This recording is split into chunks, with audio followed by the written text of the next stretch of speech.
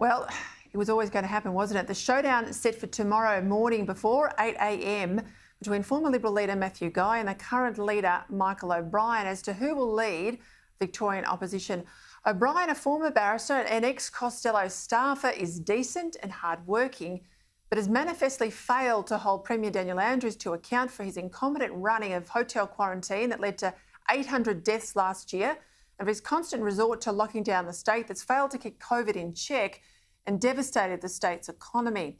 Now, Guy's critics argue he's had plenty of ammunition to use against the Premier in the past, last time when he stood against him at the election, especially with Labor spending $1 billion not to build the much-needed east-west link. I mean, I don't think I've ever seen a government spend that much money not to build a road, and he wasn't able to capitalise on it. Now, his supporters, Guy's supporters, say he hardly stood a chance against a first-term Premier at his Machiavellian best, and now that people have seen Andrews during the pandemic, he's wanting.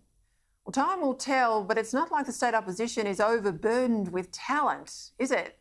So Guy and his supporters will be hoping that, like Jeff Kennett, he can do a much better job second time round if he gets there in the morning.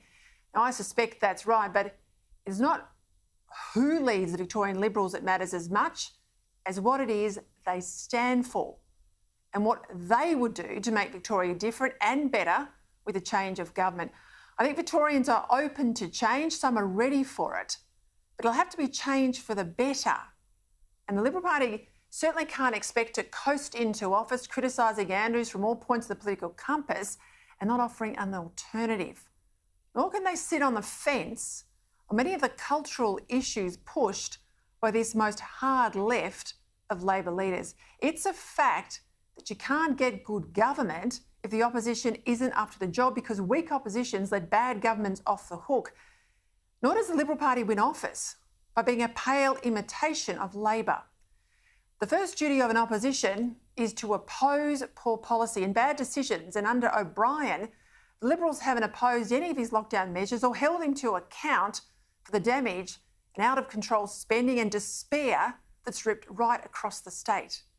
And the second duty of an opposition is to offer an alternative. How will they reform a politicised public service, for instance? Will they end the gas bans? How will they revitalise small business that lockdowns have devastated? Get some balance back into the out-of-control woke laws in Victoria? Get the CBD, Melbourne CBD, back on its feet and catch up the education of Victorian kids? Frankly, a credible alternative is what Victorians want. Some fight in their opposition. Now, that's what a new face brings. The Libs just might have a chance. Otherwise, I tell you, it's 4 years more of the Andrews government, and I don't know, not me. I don't know anyone who can survive that.